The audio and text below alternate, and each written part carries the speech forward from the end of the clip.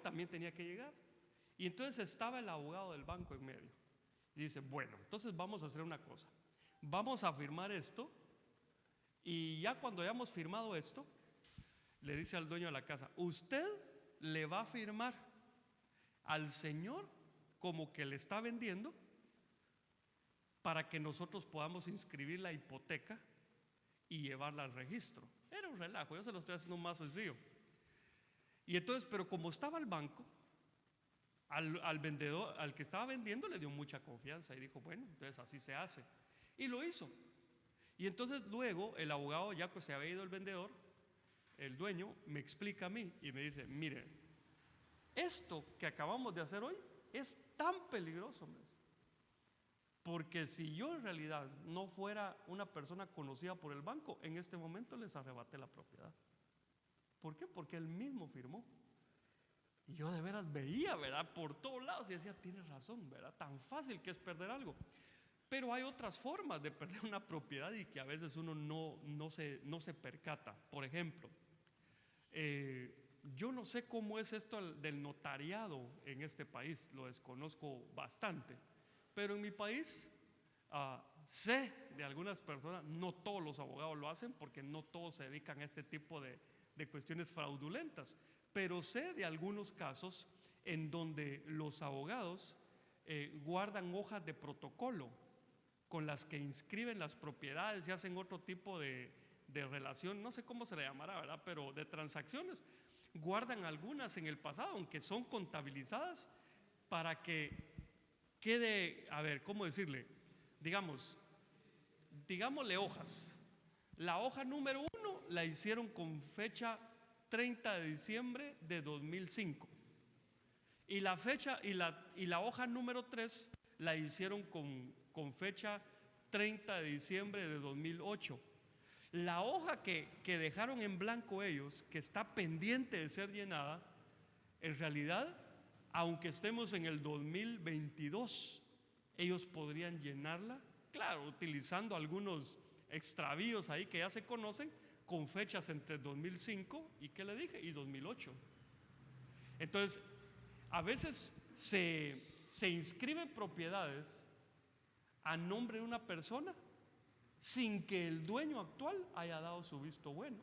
Por ejemplo, digamos que yo le voy a vender algo a Josué y le vendo la propiedad en el 2005,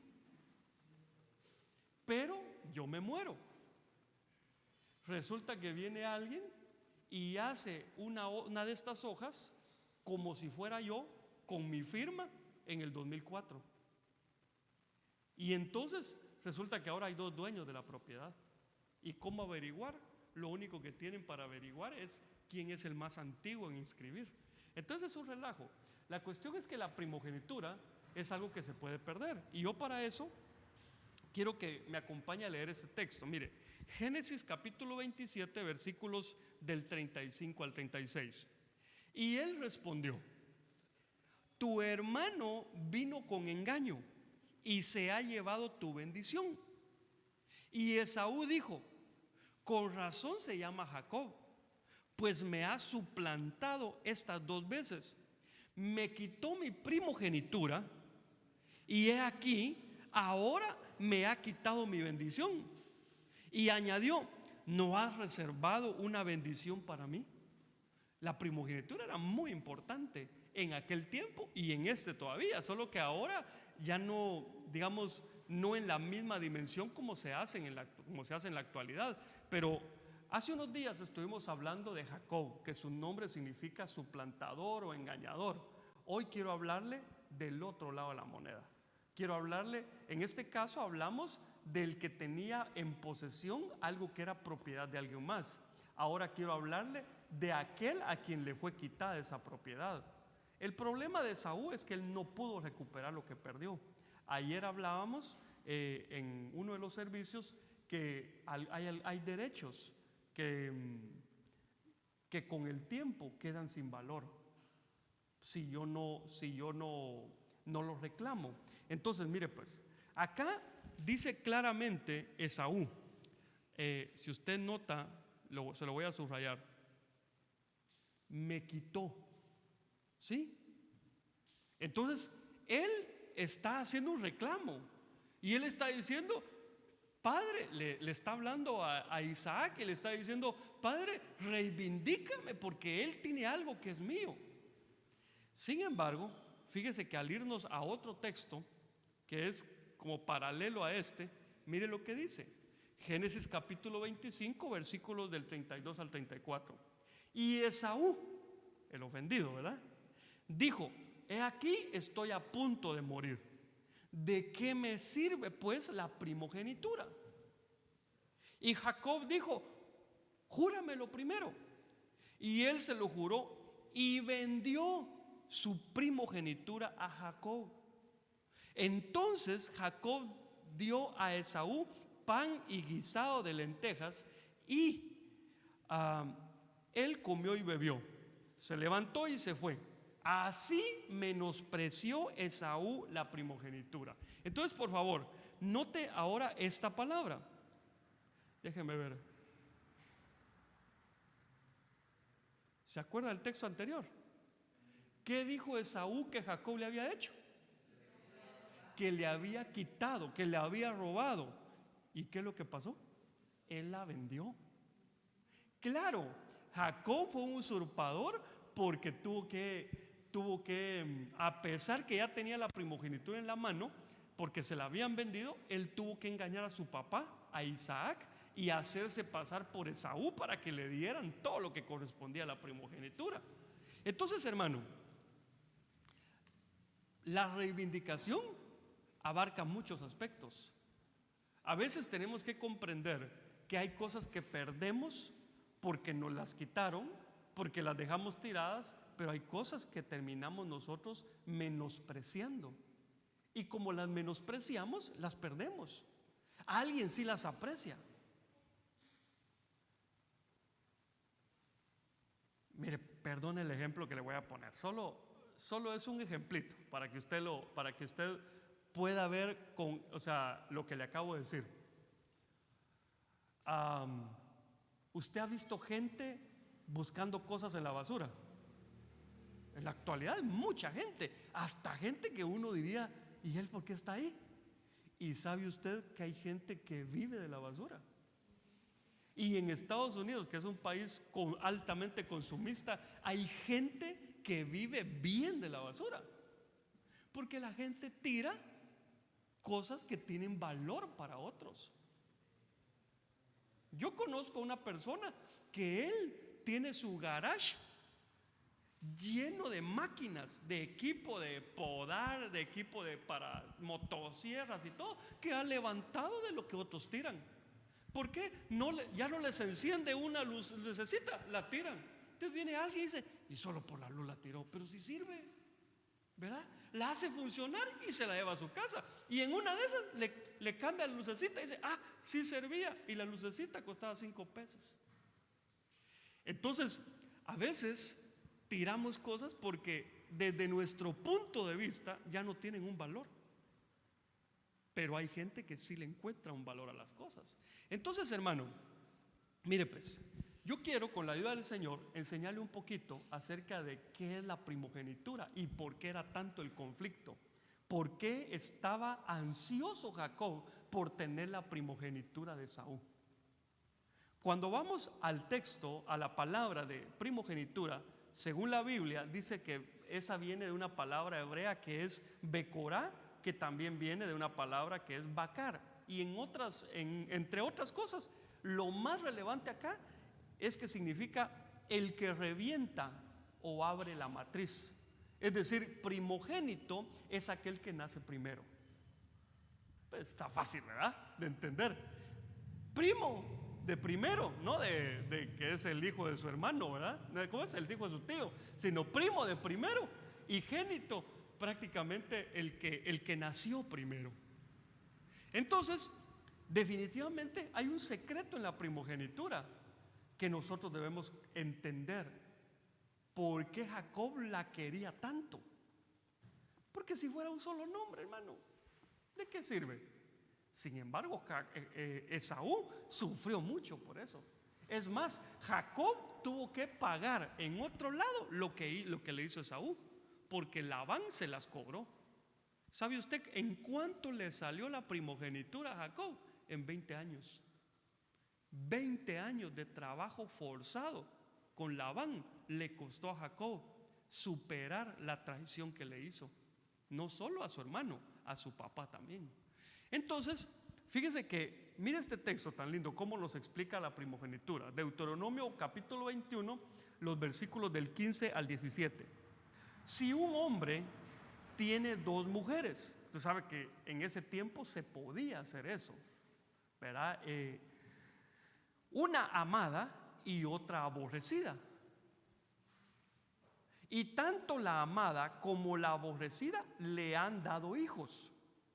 Si el primogénito es de la aborrecida, el día que reparta lo que tiene entre sus hijos, no puede él hacer primogénito al hijo de la amada con preferencia al hijo de la aborrecida, que es el primogénito, sino que reconocerá al primogénito, al hijo de la aborrecida, dándole una porción doble de todo lo que tiene, porque él es el principio de su vigor. A él pertenece el derecho de la primogenitura. Qué bonito ejemplo, hermano. ¿Sabe por qué? Porque yo me imagino a Jacob, que tenía a Lea, que tenía a Raquel. Me imagino yo en su mente que él ha dicho: bueno, ya tengo hijos con Lea y tengo bastantes hijos, y Raquel no la amo, perdón, la amo, pero no me da a luz un hijo. Pero de repente Raquel queda embarazada, y yo me imagino a Jacob diciendo: ahorita le voy al que nazca de Raquel, a ese le voy a llamar primogénito, y ese va a ser mi primogénito. Pero según este texto no podía. Según este texto, el primogénito de Jacob, ¿quién fue? Rubén. Tremendo, ¿verdad? No José. José fue el primogénito, pero de Raquel, pero ahí no contaba. Ahí lo que contaba era Jacob y los hijos de él. Entonces, lo que quiero rescatar de esta parte es esto que dice que le van a dar al primogénito, que le van a dar una porción doble de todo. Es decir, la primogenitura tenía beneficios impresionantes. Por ejemplo, si un padre de familia tenía 3 hectáreas de terreno y heredaba a sus 2 hijos, a uno le tenía que dar 2 hectáreas y al otro le tenía que dar 1. Así decía la ley, ¿verdad? Entonces, claro, a nosotros ahora nos parece un tanto injusto, porque decimos: no, pero si todos los hijos son iguales. Sí, bajo el esquema en el que nosotros nacimos y crecimos, pero bajo este esquema la primogenitura sí era importante. Ahora mire esto, por favor, para que vea por qué estamos hablando de los primogénitos. Porque si solo nos vamos a hablar de Jacob, de Esaú, de Isaac, bueno, puede ser un tema que nos sirva para algo histórico y saber lo que pasó y todo, pero en realidad, mire este texto, Hebreos capítulo 12, versículos 22, del 22 al 24. Vosotros, en cambio, os habéis acercado al monte Sión y a la ciudad del Dios vivo, la Jerusalén celestial, y a miríadas de ángeles, a la asamblea general e iglesia de los primogénitos que están inscritos en los cielos, y a Dios, el juez de todos, y a los espíritus de los justos hechos ya perfectos, y a Jesús, el mediador del nuevo pacto, y a la sangre rociada, que habla mejor que la sangre de Abel. Según este texto, nosotros tenemos sobre nuestros hombros una bendición de primogénitos. Es decir, el unigénito es Cristo, pero a través de Él nos hizo primogénitos a nosotros. ¿Pero por qué? Si unos llegamos a Cristo primero, otros después, el punto es que Él nos hizo así para que tuviéramos una bendición sobre nuestras cabezas. Entonces, vea pues, aquí es donde cobra importancia lo que yo le quiero trasladar, porque entonces debemos considerar lo que representa la primogenitura, porque eso entonces nos corresponde a nosotros, y puede ser que en algún momento no lo tengamos en nuestro poder y que necesitemos ser reivindicados de eso. le di una gran vuelta y no sé si me entendió todo. Pero lo que yo quiero ahora, le quiero hablar un poco de las cosas que tiene un primogénito en su favor, entendiendo que usted ahora comprende que también es primogénito y que usted debería tener esto. Pero si no lo tiene en su poder, usted podría reclamar una reivindicación por estas cosas. Bueno,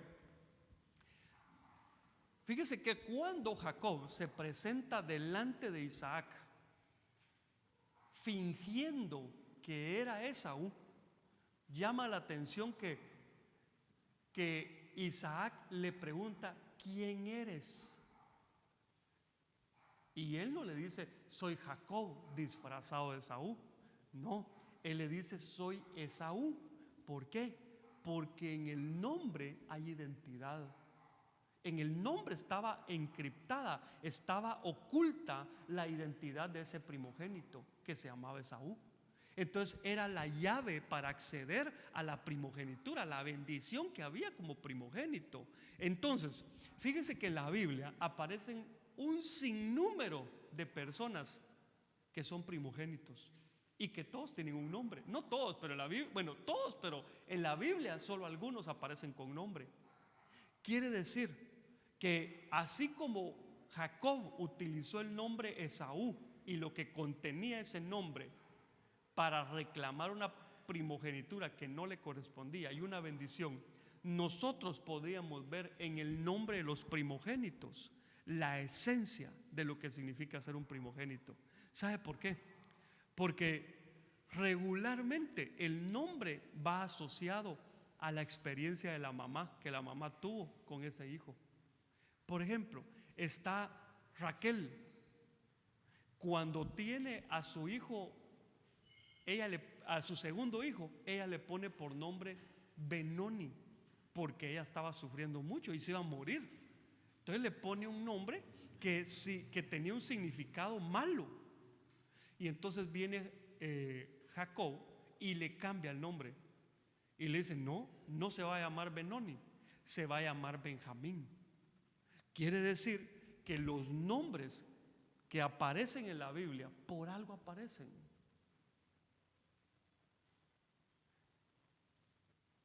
Le voy a poner un ejemplo. ¿Quién traicionó a Jesús? ¿Quién lo vendió? Judas. Ok. ¿Quién vendió a José? Judá. No hay casualidades. Judá y Judas tienen la misma raíz, que es alabanza. Tremendo los nombres, hermano. Cómo están alineados, ¿verdad? Unos con otros. Y cómo tienen un significado que a uno lo asombra. Mire pues, quiero empezar. Dice la Biblia, mire, a todos los que le voy a mencionar, ay, me faltó poner, perdón hermano, déjenme ver. Déjenme ver algo aquí. Me va a disculpar, voy a hacer algo. Si no, voy a cometer un gran error. Déjenme hacer algo. Le voy a poner para que me salga después esta cosita, si no.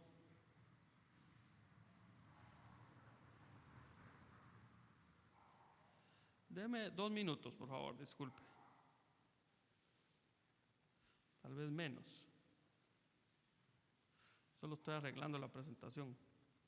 Siempre pasan esas cositas que uno cree que las hizo bien y no las hizo bien.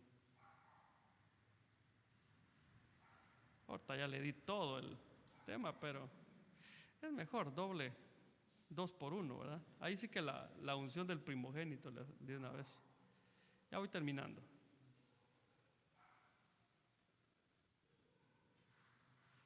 Este es el último. Bueno, lo único que se me borró. ¿Cuánto tiempo llevo? Perdone. 21 minutos. Sí, hay que parabar mi cuenta acá. Mire pues, los hijos de Josías fueron Joanán, el primogénito, y el segundo fue Joacim, el tercero Sedequías, el cuarto Salum. Entonces, Aquí dice que Joanán era primogénito. Eso quiere decir que no por gusto se llamaba Joanán, se llamaba así porque era el primogénito. Y entonces tenemos que ponerle atención al nombre, porque esa es una bendición de primogénito que es para nosotros, que nosotros deberíamos tener. Mire pues, este nombre significa favorecido por Jehová. A veces pensamos mucho en las cosas que no tenemos e ignoramos las que tenemos.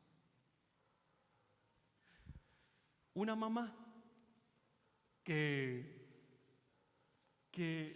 ve a otra mamá que le compra juguetes de marca, su carriola, así se llama, ¿verdad? Bueno, a su niño, pero ella no tiene para darle. Muy fácilmente podría envidiar lo que la otra mamá tiene, pero tal vez tiene algo que la otra mamá no tiene. Por ejemplo, yo conozco gente en extrema pobreza que sus hijos no se enferman. Usted los mira ahí jugando en la calle, el lodo, bajo la lluvia, no se enferman. Y sin embargo, yo no estoy diciendo que sea malo tener dinero, aclaro. Sí, porque yo le aseguro que si Dios le da dinero, usted no va a decir, chish, no, ustedes no conocen esa palabra, ¿verdad? No la quiero. No va a tirar el dinero. Pero le estoy poniendo un ejemplo nada más. En cambio, la otra mamá, cada semana es ir al pediatra, ¿verdad? Es que tiene no sé qué y tiene lombrices y ahora tiene fiebre y ahora tiene no sé qué. Entonces, a veces, hermano, nos fijamos en lo que no tenemos y dejamos de poner nuestra mirada en lo que tenemos. El favor de Jehová está sobre nuestra vida. Eso es más que claro. Por eso usted está aquí. Usted sabe cuánta gente murió por COVID. Cantidades, hermano, grandes de gente. Y usted aquí lo miro. ¿Será que usted se cuidó más que los que no? No creo. Yo creo que es el favor del Señor. Dios todavía tiene algo que hacer con usted. Dios tiene un propósito con su vida. Ahora, tiene que tener seguro que a quien le llegó el tiempo, aún en el cuarto hospital, Dios hizo algo con él. Porque Dios es misericordioso, Dios es bueno.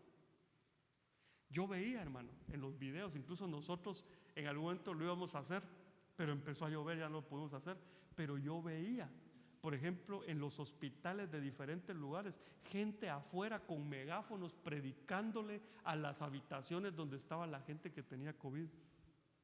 Y les gritaba, arrepiéntete, busca al Señor, todavía es tiempo. Mire, el que entendió que ahí su salida era el Señor, le aseguro que se arrepintió. El familiar ya no lo vio, pero Dios sí lo vio. Yo, por ejemplo, he estado en más de una oportunidad en la cama de hospital de personas que están en sus últimos minutos de vida, y he visto cómo Dios les habla y cómo algunos están en coma y unos solo sacan una lágrima y después mueren. Y uno podría decir, pero no reconoció al Señor. Pero es que eso Dios lo vio.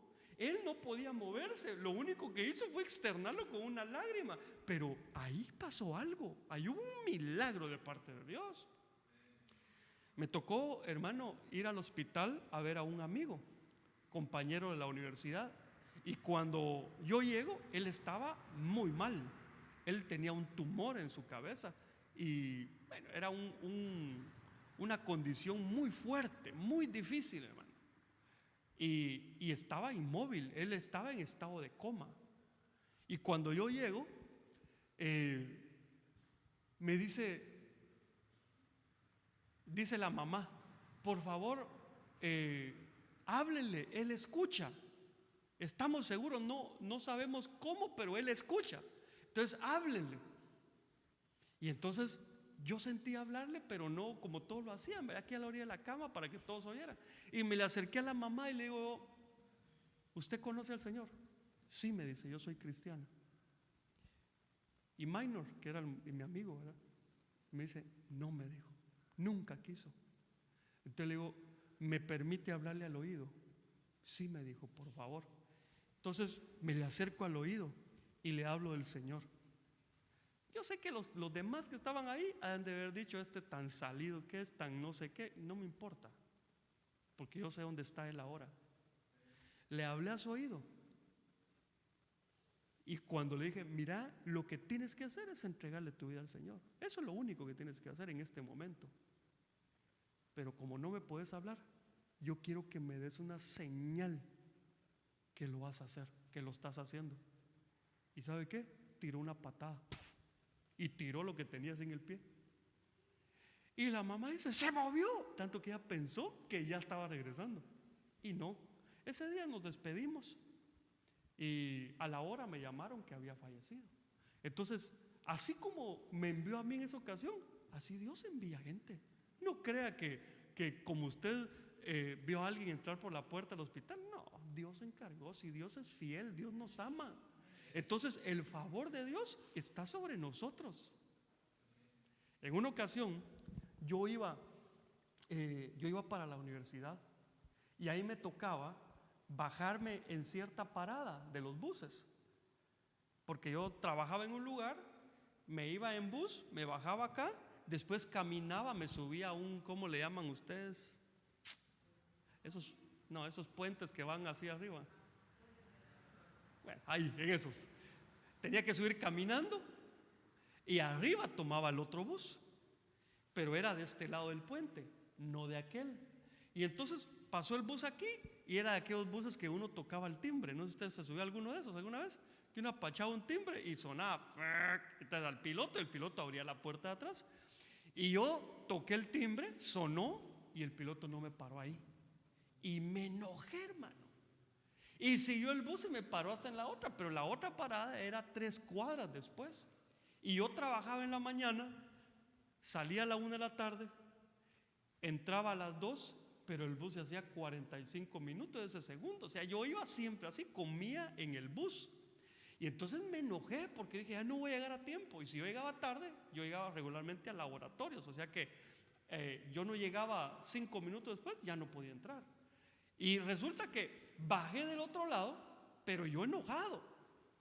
Y va a quejarme, hermano, perdón, hasta le pateé la puerta al piloto de enojado que iba, porque es que me enojó. Me bajo y entonces empiezo a caminar. Y cuando iba caminando, una vocecita a mi corazón me dijo: si supieras de lo que yo te acabo de guardar, en lugar de estar enojado, estarías agradecido. De veras, lo escuché aquí en mi corazón. Qué raro. Cuando yo subo, recuerden que yo subí aquí, pero ahora me tocó subir aquí. Cuando yo subo, veo un tráiler que venía sin frenos y ese tráiler se pasó llevando 3 pinos, uno tras otro, y los 3 cayeron en donde yo debería ir si el bus hubiera parado donde tenía que parar. Entonces tú y yo contamos con el favor de Dios, pero a veces no lo vemos y a veces queremos ver cosas y menospreciamos lo que sí tenemos. Voy a seguir y te vas a dar cuenta que son muchas cosas que a veces disfrutamos y que tú vas a tener que analizar si lo tienes o en algún momento lo perdiste. Mira este otro, Jueces capítulo 8 versículo 20. Y dijo a Jeter, su primogénito, otro primogénito: levántate y mátalos. Pero el joven no sacó la espada porque tenía temor, pues todavía era muchacho. Entonces mira lo que significa Jeter. Era el primogénito de Gedeón. Dice que significa exceso, superioridad, abundancia y excelencia. Esto es un hijo de Dios. Cuando Dios llama a un hijo, en eso lo convierte. Lo convierte en alguien excelente, alguien que supera a los demás. No porque él sea más grande, sino porque tiene en él al Señor Jesucristo y eso lo hace ser más grande. Cuando alguien conoce al Señor, aunque en su pasado haya sido algo haragancito, cuando conoce al Señor empieza a desear ser diligente en las cosas, empieza a buscar ser excelente en lo que hace. La Biblia nos dice: Mira, si alguien te pide que lo lleves una milla, llévalo 2. Excelencia. Eso es lo que está diciendo. Supera a todos. Mira a Daniel. Daniel era 10 veces mejor que cualquiera. ¿Por qué? Porque tenía un espíritu extraordinario. Él nos representaba a nosotros. Hermano, a veces los cristianos nos subvaloramos porque no le sacamos provecho a lo que somos en realidad. Mira, yo he visto gente. Bueno, te voy a poner un ejemplo contigo, a ver si lo quieres aceptar o no. En medio de la pandemia que estamos todavía viviendo, aunque aquí en Palenque se vivió muy poco en realidad, pero en medio de la pandemia mucha gente quedó en quiebra, mucha gente perdió todo, hermano. Fue una realidad cruda y cruel. Gente que llevaba años trabajando con sus negocios, pequeños, medianos o grandes, en la pandemia se terminaron. Por ejemplo, hay países en donde apenas están regresando a la normalidad después de año y medio, más de año y medio. ¿Qué empresa puede subsistir así? Nada. Yo conozco el caso, por ejemplo, de mi país de origen. Ahí hay restaurantes de prestigio de años totalmente quebrados. ¿Por qué? Al no tener ingresos por más de un año, mejor dicen, terminemos esto. ¿Quién va a poder? Yo no sé cómo te fue a ti, pero yo sospecho que Dios hizo una diferencia contigo. Tengo la sospecha. Tú eres el que vas a analizar realmente y evaluar si realmente Dios hizo una diferencia contigo. Conmigo la hizo. Yo lo he visto, hermano. Y he visto otros cristianos que estuvieron batallando por una oportunidad y no la tenían, y en medio de la pandemia la tuvieron. Gente, hermano, que no podía trabajar fuera de su casa, y en medio de la pandemia, como tuvieron que trabajar solo adentro de su casa, ahora eran los que más trabajo tenían, ¿verdad? Entonces, Dios sí hace una diferencia. Es decir, si tú te has vuelto conformista con lo que tienes, sea poco, sea mucho, yo te tengo que decir que parte de tu genética es ser superior, es exceder tus propios límites, es ser una persona en abundancia. Eso no quiere decir que vas a ser millonario, puede ser, pero ser abundado tiene muchas aristas. Por ejemplo, el ser abundante es que tengas tiempo disponible para tu familia. ¿Cuánta gente no tiene eso? Yo conozco familias que han tenido que dejar trabajos porque sus trabajos no les permiten estar con la familia. Pero hay quienes sí tenemos esa oportunidad. Entonces, tenemos que saber que parte de nuestra genética, de nuestro legado como hijos de Dios, es eso, la excelencia. Cuando tú hagas algo, hazlo con excelencia, no hagas algo a medias. Te dicen, mire, ¿será que nos podría pintar esta pared? Le das una pasada y te queda una parte ahí que no se pintó bien. Vuelve a pintar, y no solo esa parte, toda la pared, hasta que quede que tú digas, mejor se arruina, ¿verdad? Así hay un dicho, ¿verdad? Mejor se arruina, como que dicen, nadie lo podía hacer mejor. La excelencia es algo que traemos nosotros en nuestra genética como cristianos, y que cuando la encontramos le podemos sacar provecho. Sácale provecho. Vas a ver los resultados. Mira este otro que tiene nombre como de estado de Estados Unidos. Génesis 25:13. Y estos son los nombres de los hijos de Ismael, nombrados en el orden de su nacimiento. El primogénito de Ismael, Nebaiot, dice, ¿verdad? Después Cedar, Adbeel y Mibsam. Entonces, mira, hermano, Eso fue de Nueva York, es una broma, ¿verdad? No vas a creer que... Pero mira lo que significa. Es que yo no sé si ya me entendiste lo que estamos hablando. Todo esto es el legado de un primogénito. Y tú eres primogénito. Entonces tú deberías tener esto. Si lo tienes, ya entendiste por qué lo tienes. Pero si no, puedes reclamarlo para ti. Y puedes decirle: Señor, yo no sé cuándo perdí eso. No recuerdo haberlo tenido nunca, pero yo lo quiero. Y lo que significa es fértil, fecundo y productivo. Es alguien que hace algo y prospera lo que hace. Decide vender palomitas y todos le dicen: palomitas, pero si las palomitas en la casa las puede hacer uno, pero él decide hacerlas y venderlas, y eso le da, porque tiene la bendición que es fértil. Hermano, hay hasta una historia, ¿verdad? De el rey Midas, creo que es, ¿verdad? El que tocaba las cosas se convertía en oro, ¿no? Así es, ¿no? En realidad, nosotros tenemos una bendición extraordinaria, que si nosotros lo creemos, lo que nosotros tocamos, lo podemos hacer prosperar. Mira, te voy a poner un ejemplo. Yo no sé si les ha pasado a ustedes, pero es algo que me pasa a mí. Y me dirán loco, lo que sea. Pero si yo estoy loco, mi esposa también y mis hijos también, porque ellos a veces me lo dicen. Llegamos a un lugar que está vacío y solo llegamos y se empieza a llenar, y se empieza a llenar, y después no cabe la gente. Después hasta nos están sacando para que lo veamos, porque ya no les cabe la gente. Entonces tenemos algo que nos señala con abundancia. Hermano, cuando tú miras a Abraham, un hombre que lo que hacía prosperaba. Tú miras a Isaac, un hombre que abría pozos y prosperaba. Donde abría pozos había agua.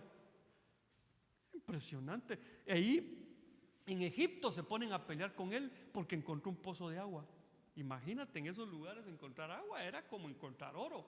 Se ponen a pelear con él y él decide: mejor me voy, abre otro pozo y hay agua otra vez. ¿Será que nadie había abierto pozos ahí, hermano? Sí, lo que pasa es que él tenía algo. Dios lo hacía prosperar. Si tú estás a punto de tomar una decisión importante para tu vida, piensa en esto. Tú le puedes decir al Señor: Señor, la palabra dice que yo soy fecundo, yo soy fértil, yo soy productivo. Entonces yo voy a hacer esto. Pero eso también es una demanda para nosotros, porque esto nos demanda a no ser ociosos, a hacer algo con nuestra vida. ¿Te recuerdas el chiste que te he contado del hombre que iba a ir a recoger dinero a Estados Unidos? Si no, te lo cuento otra vez. Me gusta contar esos chistes. Mira, pues, viene un muchacho de Estados Unidos y visita a su primo. Él viene de Estados Unidos, lo visita, y como es costumbre, ¿verdad? El que llegó de Estados Unidos trae dólares, y entonces a todo yo invito, y el pobre primo tronándose los dedos porque no tenía dinero. Y entonces viene él y le dice: mira, ¿por qué te estás tronando los dedos por no tener dinero? Vámonos a Estados Unidos, saca tu visa y nos vamos a Estados Unidos. Allá en los trabajos son de recoger el dinero, le dice. Allá a recoger dinero vamos. Y mucha gente así dice, ¿verdad? Allá a recoger dinero vamos. Bueno, tal vez paleando nieve, ¿verdad? Pero la cosa es de que así lo convenció. El primo fue a sacar su visa, le dieron la visa y dice: bueno, compró el pasaje y se fue para Estados Unidos, pues. Cuando llegó el avión a Estados Unidos, fue en el aeropuerto de Houston. Y entonces aterrizó el avión y él empezó a bajarse en el avión. En la manga de salida que da hacia el aeropuerto, él iba caminando y de repente mira un billete de $100 ahí tirado. ¿Qué hubiera dicho usted? Se emociona, ¿verdad? ¿Sabe qué hizo él? Con el pie lo hizo a un lado. Mañana empiezo, le dice. Y siguió caminando, porque él sí se creyó que su trabajo era recoger dinero. Entonces, hermano, eso es un chiste, pero en realidad usted, su genética espiritual es ser fértil, es ser fecundo. Por eso con los cristianos hay que tener cuidado porque se llenan de hijos súper fecundos, hermano. Hay que decirles, no, tranquilo, ya no, hombre, porque como no predican, entonces no traen nuevas ovejas a la iglesia, entonces las mandan a hacer, dice, para equilibrar la cosa. Entonces, que Dios traiga esto sobre nuestra vida. Yo no sé si tú lo has hecho, pero a mí me ha pasado. A veces me levanto, y no porque yo sea mayor que otras personas, sino porque yo de veras creo esto, hermano. A veces me levanto y digo, ala, Señor, siento como que hoy me quieres volver a bendecir. ¿Qué querrás darme? Y de veras pasa algo extraordinario, porque Dios dice en la Biblia que su pensamiento es de continuo hacernos el bien. Ahora, el bien no es solo dinero, ¿o sí? No. Pregúntale a la gente que tiene mucho dinero, siempre está buscando otro. Lo más importante no llega con el dinero, pero sí que ayuda. Recuerden lo que decimos, el dinero en la bolsa es útil, en el corazón estorba. Entonces, en la bolsa sí es importante. Entonces, mire pues, sigamos. Segundo libro de Samuel, capítulo 3, versículo 2. A David le nacieron hijos en Hebrón. Su primogénito fue Amnón, hijo de Ahinoam, la jezreelita. Aquí vemos a otro primogénito que se llamaba Amnón. Este es el de aquella historia de Amnón y Tamar. Tamar también era hija de David, pero era hija de la mamá de Absalón. O sea, era hija de otra mujer. Este fue el que le nació primero, Amnón. Por cierto, lo mataron y entonces al que le tocaba era al que venía, pero bueno, esa es otra historia. Entonces, fíjense que Amnón lo que significa es fiel, permanente, seguro. Fíjese que a veces nos esforzamos tanto por ser fieles, y le digo algo, aunque no lo creamos, la fidelidad está en nuestro corazón. Ahí la sembraron. Note lo siguiente: cuando usted hace algo que usted sabe que le está haciendo infiel a Dios, algo lo redarguye por dentro, porque usted no está actuando de acuerdo a su naturaleza. Si no, sería sencillo. Si no, alguien lo haría y no pasa nada. Pero le aseguro que a los cristianos genuinos, cuando hacen algo indebido, el corazón se les retuerce por dentro, porque saben que no fueron hechos para eso. Entonces la fidelidad está en nosotros. Para explicar qué significa ser fiel, porque cuando la gente habla de ser fiel, ¿qué es lo que entiende? ¿Alguien? ¿Cómo? No andar con otra. Pero entonces todas las mujeres son fieles, ¿por qué no andan con otra? ¿Verdad? Entonces, mire, para hablar de fidelidad, yo el ejemplo que pongo es el de una fotocopiadora. Así le llaman aquí, ¿verdad? Fotocopiadora. Cuando usted lleva un libro y le saca una copia, cuando usted la mira, usted dice, ¿esta es una copia fiel o no es una copia fiel? Por ejemplo, si no se entiende lo que dice, de fiel no tiene nada. Hasta pide su dinero de vuelta, no la paga. Pero hay fotocopias, copias que uno mira y dice, ¿cuál es la original? ¿No se le ha pasado a usted? Y a veces lo que hay que hacer es, para saber cuál es la original, es moverle así, porque todavía el calor no secó muy bien la tinta, ¿cómo le llaman? Bueno, el tóner, y entonces todavía se mueve y mancha un poco, pero de lo contrario no se ve. Uno se pone así, o el grueso del papel.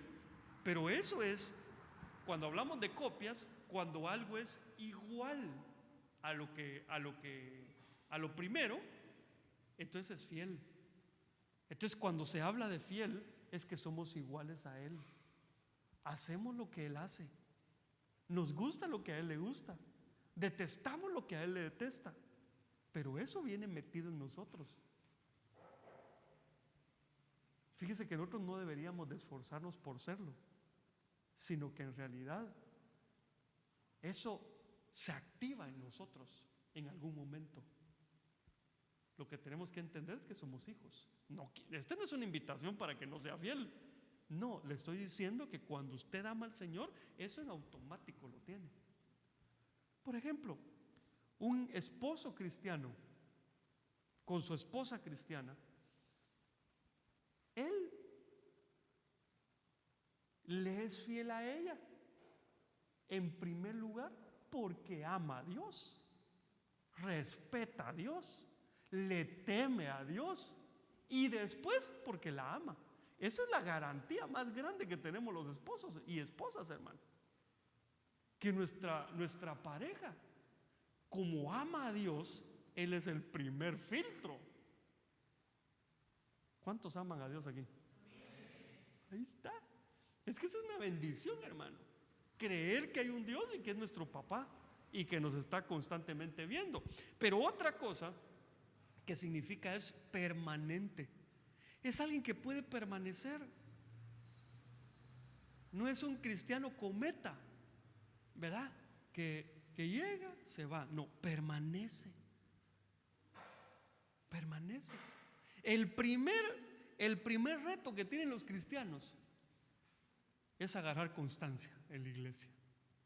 A veces cuesta, pero uno lo logra, porque después vienen otro tipo de cosas. Permanecer a pesar de las pruebas, permanecer a pesar de las caras que le hacen algunos hermanitos a uno, ¿verdad? Permanecer a pesar de los problemas. Pero la permanencia es parte del nombre Amnón, que es primogénito, y eso es nuestro. ¿Cuánta gente entrará a la universidad y no la termina? No sé cuánto es el número aquí, pero en mi país de origen esas cifras son altísimas, hermano. Altas, altas, altas. Porque hay mucho abandono de la universidad. ¿Cuándo abandonan? Cuando empiezan a ver que las cosas no son tan fáciles y empiezan a irse, ¿verdad? Pero si tú eres permanente, si tú eres un primogénito, tarde o temprano entiendes que tienes que regresar. Tarde o temprano dices, no, tengo que terminar lo que empecé. Imagínate que tú eres bueno para escribir libros. Eres buenísimo. Y llevas la mitad del libro. ¿Lo puedes vender ya? Depende, ¿verdad? Tal vez a otro escritor que quiera seguir, pero al público no. Los vas a dejar. ¿Y después qué? Tienes que terminarlo. No dejes las cosas inconclusas. Termina lo que empezaste. Cada cosa que terminas va a reafirmar esto en ti, de que eres permanente. Pero otro dice que es seguro. Hermano, se manifestará en nosotros la seguridad. Seguridad cuando hablamos, seguridad cuando tomamos decisiones. Por ejemplo, yo sé que cuesta, porque no es fácil dirigirse a otras personas, sobre todo con micrófono. Y solo el que ha estado frente a unas 100 personas sabe de lo que le estoy hablando. A mí me pasaba, hermano. Y sin micrófono, sino que me tocaba a veces dirigirme a mucha gente y sin micrófono. La voz me empezaba a temblar. Yo sudaba, mis manos dejaban mojado todo lo que tuviera ahí. Y empezaba a tartamudear. ¿Por qué? Porque no tenía seguridad. Pero en un momento entendí que como hijo de Dios tenía eso como una garantía. La seguridad. Todo lo que hagamos, hagámoslo con seguridad. No lo hagas así solo por a ver qué sale. No, hazlo sabiendo que Dios te va a bendecir. Hasta para poner negocios, hermano. Si tú pones un negocio y de entradita dices, es que no sé, yo creo que me va a ir mal, te va a ir mal. Te va a ir mal. ¿Por qué? Porque uno al final termina atrayendo aquellas cosas que teme. Dice la Biblia hablando de Job, lo que temía, eso me sobrevino. Entonces, sé seguro lo que haces. Además de los negocios, no esperes que primer mes, no, hombre, esto no funciona porque no soy millonario. No, hombre, si eso no es de la noche a la mañana. La mayoría de los negocios, los primeros meses, son pura pérdida. Y a veces uno mira el mismo negocio en otros que está floreciendo, ¿verdad? Cuando uno les pregunta cuánto tiempo llevan, no es que el negocio ese ya tiene 5 años. Entonces uno a veces no quiere pagar el precio de los 5 años. Entonces, seamos seguros en lo que hacemos, pongámosle un poco de seguridad. Bueno, ya voy terminando, pero quiero leerle este otro. Génesis 41:51. Y al primogénito José le puso el nombre de Manasés, porque dijo: Dios me ha hecho olvidar todo mi trabajo y toda la casa de mi padre. Por eso le digo que al primogénito es el que lleva esa carga inicial de los padres. Por ejemplo, su primer hijo se llama como se llama por una razón. Y aquí se lo tomaban muy en serio. José venía siendo menospreciado, maltratado por sus hermanos, y de repente llega a Egipto, se casa, y su primer hijo al nacer le pone Manasés, que significa olvido. ¿Por qué? Porque él, cuando nació Manasés, José ya había olvidado lo que le habían hecho sus hermanos. Entonces, mira, aunque parezca difícil de creer, tú tienes que saber que esto es parte de nuestro legado. A veces, hermano, como cristianos, ¿cómo nos cuesta olvidar? Hasta un rótulo encontré yo una vez así en la calle, que decía: ni perdonamos ni olvidamos, decía, ¿verdad? Pero dije yo, este cuatillo sí está bien amargado. Hermano, el que no olvida se queda atrapado en su pasado, y ahí va a estar prisionero del pasado, no va a avanzar. El olvido es importante, hermano, para lo que queda por delante. Tenemos que saber que esa es una bendición que el Señor nos da a nosotros como primogénitos. Ya no digas: es que yo no puedo olvidar. Sí puedes. Sí puedes, cuando entiendes que hay cosas mejores por delante, que Dios está dispuesto a dártelo, pero no te las puede dar si tú no olvidas. ¿Cómo se llamaba el segundo hijo de José? Efraín. Y significa fructífero. No podía dar frutos si no olvidaba. Primero olvidar y después a dar frutos. Imagínate dando frutos, pero recordando todo lo que le habían hecho. Cada hijo iba a tener, digamos, en su genética el odio hacia sus hermanos por lo que le habían hecho. Yo no digo que lo que te hicieron está bien, pero si tú te vas a quedar en esa etapa de lo que te hicieron, la verdad es que sí te lastimaron tanto que tú mismo te sigues lastimando con eso. Hay que olvidarlo. Hay que pedir al Señor que venga esta bendición de Manasés sobre nosotros para que podamos olvidar. Te voy a confesar algo que no es un secreto. A todos nos han hecho cosas feas. A todos nos han hecho injusticias. A todos nos han lastimado. Tendrías que ser muy jovencito para decir: a mí no, tal vez. Pero la mayoría nos han hecho algo. A la mayoría, hermano. Pero la pregunta es: ¿y te vas a quedar ahí estancado? ¿Qué le pasa a un vehículo cuando lo dejan en el mismo lugar mucho tiempo y no lo arrancan ni nada? Se arruina, se le pega el motor, el aceite se seca. Después, para arrancarlo, tienen que dar un montón de cosas los mecánicos. ¿Por qué? Porque lo dejaron sin funcionar. No hagas ejercicio, no salgas a caminar por un año. Después en silla de ruedas tienes que andar. ¿Por qué no puedes caminar? Haz una película esa de Wall-E. No sé si tú la viste, ¿verdad? La gente adulta en sillas no saben caminar. Llega un momento que tienen que caminar y arrastrándose andan, porque nunca fortalecieron sus piernas. Pero eso le pasa a los cristianos cuando se quedan estancados en el olvido. No avanzan. Ahí están amarrados. Hermano, tenemos que comprender que Dios quiere que olvidemos. Solo te leo el último y ya te dejo ir. Vas a decir, siempre dice eso, pastor.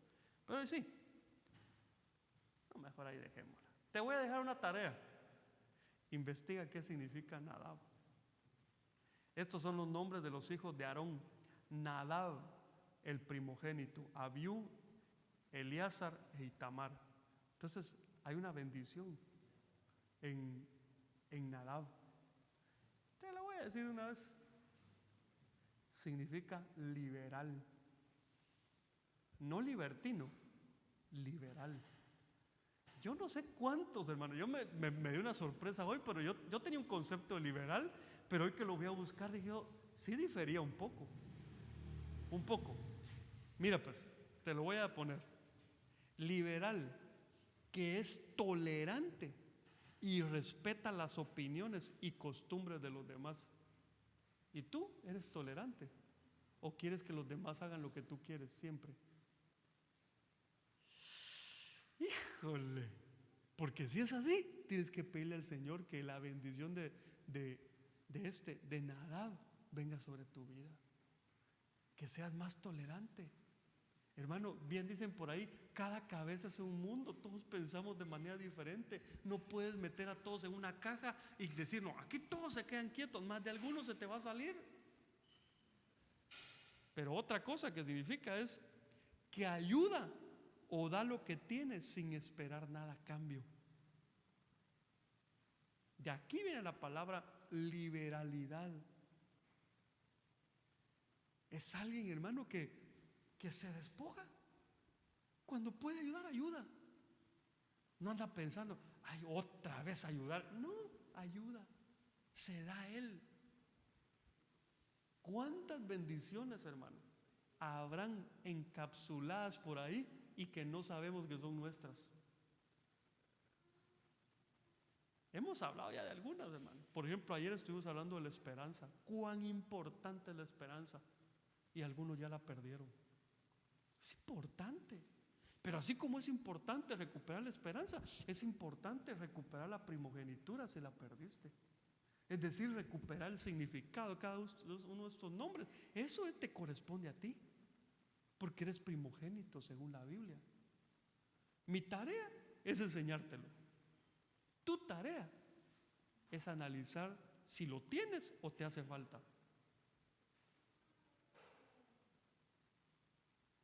Que el Señor nos ayude. A mí me faltan algunas de estas y las quiero. Hoy que estaba leyendo, yo, esta me falta, esta la quiero, casi todas. Me gusta, hermano, me gusta saber que Dios tiene cosas para nosotros y que a veces no las sabemos. Solo para ir cerrando te quiero preguntar algo. ¿Tú entiendes ya toda la Biblia? Yo tampoco. Entonces ahí están encriptadas, encerradas muchas de las cosas que hablan de nosotros, que dicen quiénes somos. Entonces, en la medida que vamos avanzando, vamos a ir entendiendo lo que necesitamos recuperar y que tal vez hemos perdido, y que tal vez, como dijo Esaú, ¿de qué me sirve la primogenitura? ¿Sabes lo que pasó? Que Esaú, como no veía la bendición, pero sí miraba el guisado que le estaba dando Jacob, él dijo, prefiero el guisado que lo miro, pero no la primogenitura porque no la miro. Ahora lo que yo estoy haciendo con esto es mostrándote la primogenitura, lo que representa. Yo te aseguro que si Esaú hubiera estado aquí sentado a la par tuya, no hubiera vendido su primogenitura. Hubiera dicho, así, esto vale más que el plato de comida. Pero para algunos quizás el tema llegó un poquito tarde, porque tal vez en algunas cosas ya han menospreciado su primogenitura. Entonces las tienen que recuperar. Tienen que recuperar esas cosas. No valores más lo material que lo espiritual, porque lo espiritual tiene un impacto eterno sobre tu vida, un impacto en esta tierra, pero también en la eternidad. Lo material no puede pasar a lo eterno. Entonces, yo aquí me quedo, hermano. Tengo otros, pero ahí dejémoslo. Tú te puedes ir, investiga los primogénitos que hayan, ahí vas a encontrar una gran riqueza. No te digo que todos los nombres te van a ser agradables, porque hay cosas para los primogénitos que también tienen que ir superando. Porque en la Biblia hay nombres buenos en gente que hizo cosas malas, como la de Judas. Y hay nombres malos en hombres que hicieron cosas buenas. Ejemplo, Caleb. Caleb significaba perro. Pero miren quién era Caleb. Mis respetos, hermano. Un hombre valiente, esforzado, que conquistó tremendas ciudades. Entonces, déjame bendecirte, orar por ti y que tú tengas la entereza, el deseo de poder ir a buscar esas bendiciones que Dios tiene para tu vida. Por favor, no te vayas igual hoy. No te vayas pensando, sí, qué bonito el tema. Dile al Señor: Señor, permíteme atesorar esto en mi corazón. Yo quiero más de ti. Yo quiero conocer más de ti. Quiero saber qué tienes para mí. Tal vez llegaste pensando, sí, hay otras iglesias o no sé. Tal vez ya pensabas que era un lunes común y Dios te tenía algo que no te esperabas. Así es Dios con nosotros. Siempre nos sale adelante con algo que no esperábamos.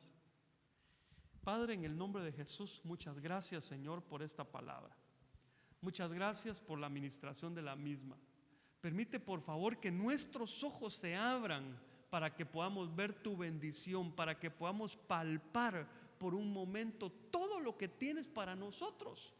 Permítenos valorar, Señor, lo que tenemos, lo que nos has dado, Señor, y no ver tanto lo que no tenemos, pero desear con todas nuestras fuerzas que aquellas cosas que no tenemos, tú nos las puedes dar también. En el nombre de Jesús yo bendigo a tus hijos, Señor, a este pueblo que hoy ha recibido tu palabra. Y yo te ruego, papito, que sea así como dice tus escrituras, que las señales siguen a tu palabra. Así que por favor confirma esta palabra en ellos. Hazlos fecundos, hazlos exceder sus propios límites. Hazlos gente, Señor, fiel. Hazlos gente permanente. Hazlos, Señor, gente capaz de olvidar las ofensas. En el nombre poderoso de Jesús yo te lo ruego, papito. Gracias, Rey. Amén y amén.